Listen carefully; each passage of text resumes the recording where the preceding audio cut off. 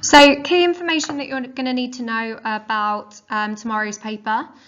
The paper will be an hour and 45 minutes long, and it will be focused around a fiction text, so a story or an extract from a story. You will have 5 questions in total that you need to complete. The first 4 questions will test your skills of reading, and the last question will focus on the skills of writing. You need to use the following times. So you have about 10 minutes to read the text. I would strongly suggest that you read the text first, at least twice, before you begin to answer the questions. Question 1 is around 5 minutes, question 2 around 10 minutes, question 3 around 10 minutes, question 4 25 minutes, and then question 5 45 minutes. It is important that you leave yourself a decent amount of time for question 5, as it is worth 50% of the marks of the paper. So the first thing that you need to do once you commence your exam is read the text provided that will help you answer questions 1 to 4. The time that you have for this is 10 minutes. It won't take you 10 minutes to read the text, but I would advise that you spend time reading the source really carefully and that you read it at least twice before you even begin to look at and try and answer any of the questions. So let's read the text. This extract is from the beginning of a short story by H.E. Bates set in the 1930s. Hartop and his wife own a van from which they sell produce to people in the local area, and their daughter Alice works with them.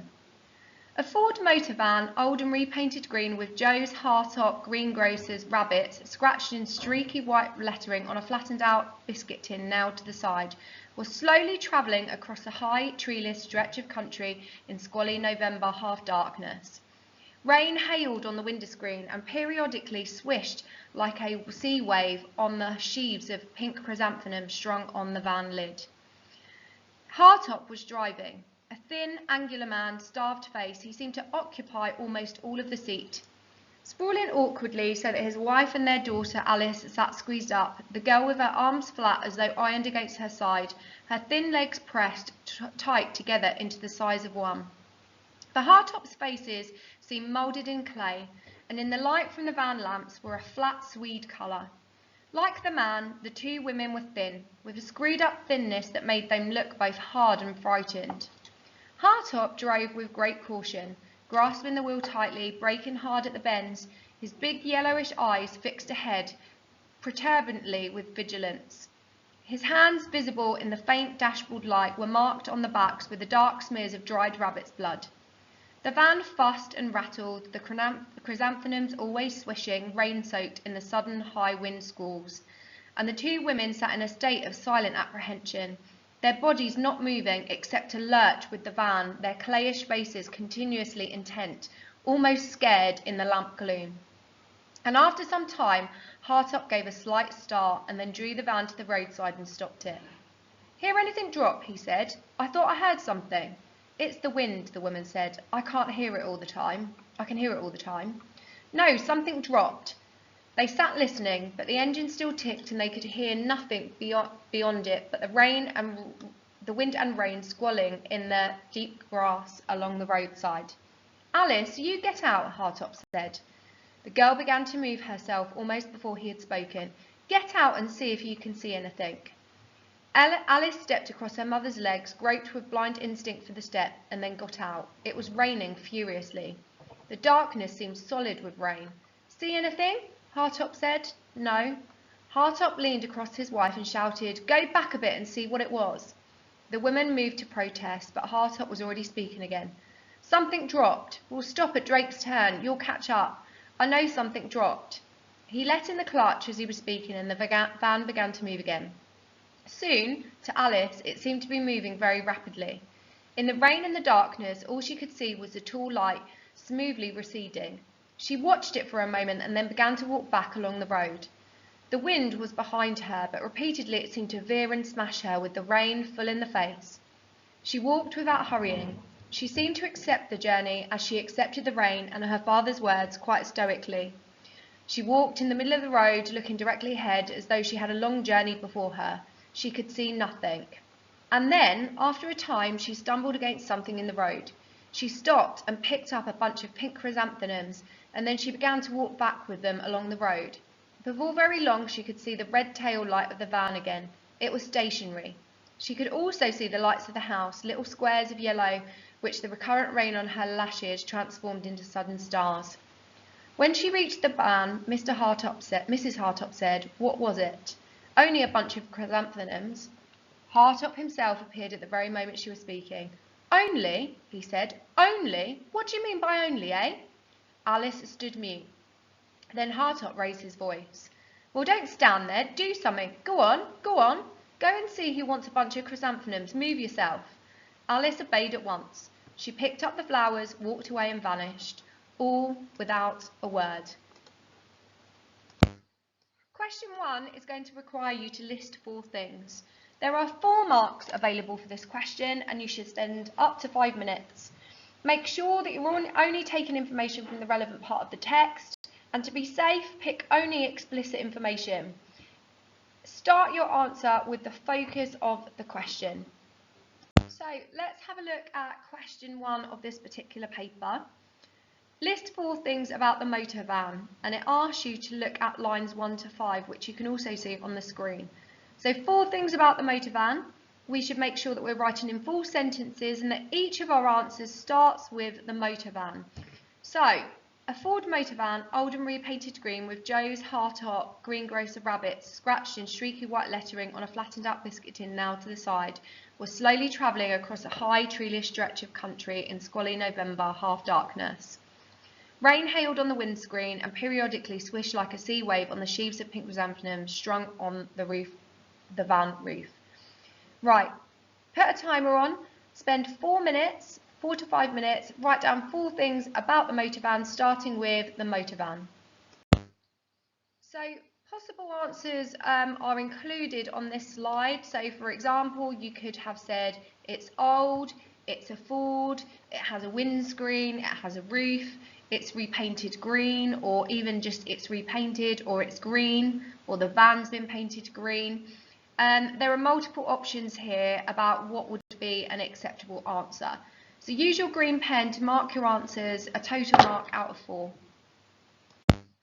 Question 2 is the language analysis question. There are 8 marks available for this question and you should spend 10 minutes. You need to make sure that you're only taking information from the relevant part of the text as outlined in the question. And in terms of process, firstly, come up with an overall answer to the question.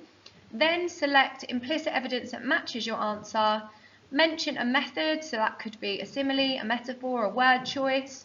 And then you need to analyse the evidence and how it matches your idea. I think talk first about the connotations of the words in the quotation and then the way in which that word is used in the context of the text. So here's the question. Look again at lines 6 to 12, and I've put lines 6 to 12 on the slide. How does the writer use language to describe the Hartop family? So as I said, you'd first think about overall, based on those 6 lines, what impression are we getting of the Hartop family? Then we would select evidence that kind of matches that idea. So how do we know? How did we come up with that idea in the first place? What evidence could we use? And then thinking about how we're going to analyse that evidence in support of our original idea and to answer the question. So to give you an example of what a really good answer would look like, in the extract, the writer uses language to describe the Hartop family as unhappy and malnourished. The use of the metaphor in the Hartop's face is seen moulded in clay seems to suggest that the whole family wear the same expression and that it is fixed. The use of the word moulded, which links to a material being shaped, and then the use of the word clay, which quickly sets and solidifies, suggests that the Hartops are stuck with the same unhappy expression that does not change, and this is perhaps due to their poverty. Clay is often grey in colour, and grey often links with illness, which helps to show the poor state of health of the family, and perhaps the fact that the situation is fixed and moulded like clay. So what you'll see from this answer is I've started with an overall idea that links to the question. So I've said the Hartop family are unhappy and malnourished. I've then picked a piece of evidence and made sure that I mention a method. So within that sentence there is a metaphor. I've then explained my overall understanding of what that shows us about the Hartops but then broken it down into smaller parts. So I know that I wanted to speak about the word moulded, so to suggest fixed. And I wanted to talk about the word clay because, again, that's something that becomes quite solid and fixed and unchangeable, but also the way in which the colour of clay could signify something about the hardtop family. Right, now over to you. I want you to put a 10-minute timer on, and I want you to have a go at completing the process that I have just done. So coming up with an overall idea about the family, picking some evidence, mentioning a method, but also thinking about how that evidence helps support that overall idea. Question 3 is going to require you to do analysis of structure. Again, this is an 8-mark question. You have up to 10 minutes, but this time you need to comment on the whole of the text with a focus on 3 key parts: beginning, turning point, and end. Firstly, think about the focus at each point in the text. Then think about what we find out at each point. So say, for example, the writer is focused on the character. What do we find out about the character?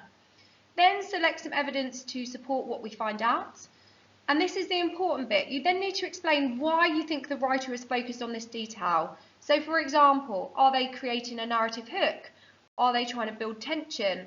Are they foreshadowing something that's going to happen later on?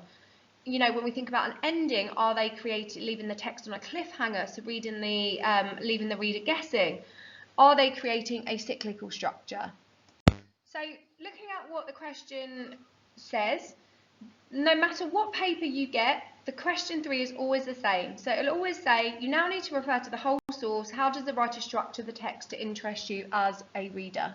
So let's practice together, focusing on what we would say about the beginning. Okay, so I would consider the first couple of paragraphs as the beginning of a text, and I would be keeping in mind at each point, beginning, turning point, and end, 3 questions.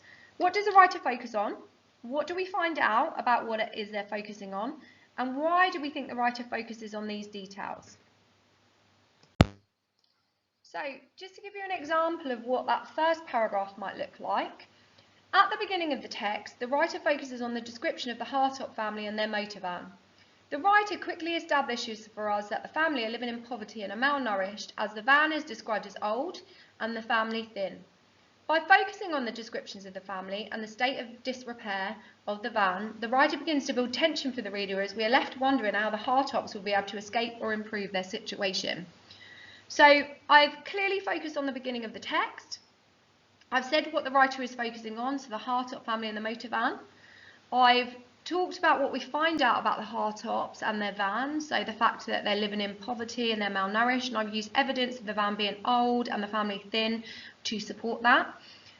But then I've thought about why the writer is telling us about these things at the beginning of the text. Well, I think that the writer is trying to build tension. We know that the family are living in poverty, and it kind of might link to what happens next, build tension towards like the main events of the text. So like we did with question 2, I want you to again put on a 10-minute timer. Now I want you to try and have a go at following the process that I've just gone through with looking at the beginning of the text. This time you're going to do 2 paragraphs, the turning point and the ending. The relevant sections I've put on the slide for you. But remember, use these questions to guide what you're going to write. So what does the writer focus on at this point in the text? What do we find out? And why does the writer focus on these details? The last reading question on the paper, question 4, is an evaluation question. Just to be clear, the evaluation question is asking you to reach a judgment based on evidence. There are 20 marks available for this question, so it is worth a quarter of the marks of the paper, and therefore we need to make sure that we are writing enough for this question, and we've got about up to 25 minutes of time that we could use for this question. You need to make sure that when you comment that you're only commenting on the part of the text that is identified in the question. It's a common mistake that actually students start taking evidence from other parts. Then I think you need to look at your statement, which will generally have 2 parts, and identify what those 2 parts are. Once you know what you're being asked to evaluate or comment on, you need to make a judgment. So do you completely agree or partially agree with the statement? Whatever you say, you then need to provide implicit evidence that helps support your evaluative judgment. And you need to analyse how exactly that evidence supports your opinion. It is important that you respond to both parts of the statement because you will be limiting yourself on marks if you don't. Okay, so here's your question. Look at line 34 to the end. A student said, this part of the story where Alice is sent back along the road to find what has fallen from the roof and returns with a chrysanthemum shows how hard and cruel Hartop is, so that all of our sympathy is with Alice. To what extent do you agree with the student? So essentially you're being asked to respond to two things. Is in your opinion Hartop hard and cruel, and have you got evidence to back that up? And is all of our sympathy with Alice? So for ease, I have included the relevant section of the text that you are going to need to refer to when you are preparing your answer for question 4.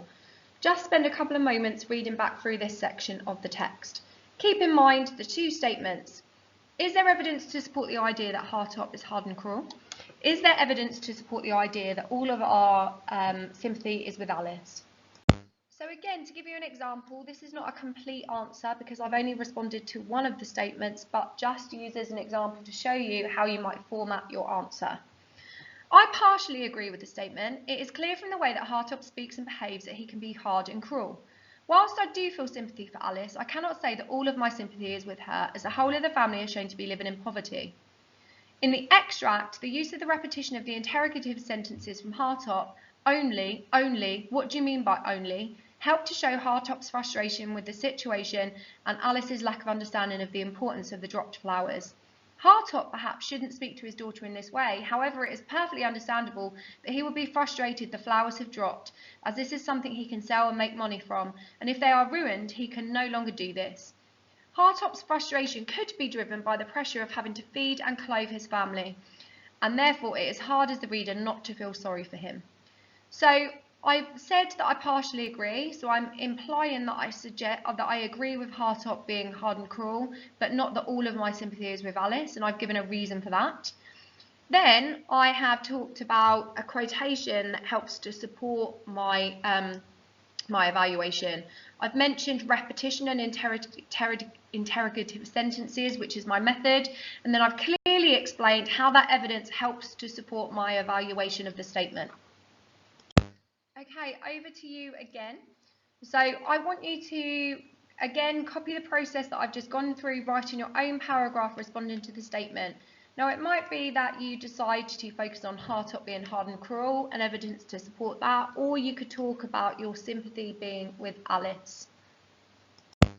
So that question 1 to 4, they're your reading questions. Now we are going to go on to question 5, which is your writing question, where you're going to be required to write either a story or a description. This question is worth 40 marks out of 80, so it's worth 50% of the paper. So it is important that you save yourself at least 45 minutes to complete this question. When you go into your paper, you'll have a choice of two, one that generally is based on an image and one that is based on a prompt for a story. You must pick one. Remember that when you are writing, you need to think about the structure and the order of events, and to do that you need to plan first so that you clearly know where your story is going. Some of the structures that we've looked at for how to plan a story is somewhere, so where's the story set, someone, who's your character, something, what's going to happen when your story reaches its most tense part, the climax, and then how are you going to resolve it at the end. You're being assessed on your ability to describe well and create an engaging story. So here's an example of what question 5 might look like. Your school or college is asking students to contribute some creative writing for its website. Either describe a marketplace as suggested by this picture, or write a story with the title Abandoned. I would suggest that in the test you spend about 5 minutes planning out exactly what's going to happen. You'll be familiar with this creative writing planning sheet that you might use for a story. So as I identified before, somewhere, someone, something, climax, and then resolution. At each point, you need to think about how you are going to build up towards the next. We would encourage you to start with pathetic fallacy and maybe a really engaging opening sentence. But at each point in your story, you need to be making sure you're using some of those consciously crafted sentences and language techniques to create imagery for your reader. What I would like you to do now is go back to slide 22, pick one of the questions and spend 5 to 10 minutes planning out what you're going to do. Here is a list of consciously crafted sentences. I would recommend that you pick 3 to 4 that you are going to use in your writing and spend some time actually crafting those sentences ready for when you write your story. Finally, let's have a go. So spend maybe 10 minutes writing your first paragraph. Remember, begin with a really engaging opening sentence that maybe kind of suggests the atmosphere and mood that you want to create, and then use pathetic fallacy of the weather to create that mood and atmosphere and the setting. Just the last thing to say, Year 11, massive good luck. Don't forget to use your time wisely, be confident, because confidence is everything in the language exam, and all of us, all of your teachers, we all believe in you, so just go in there and try your best.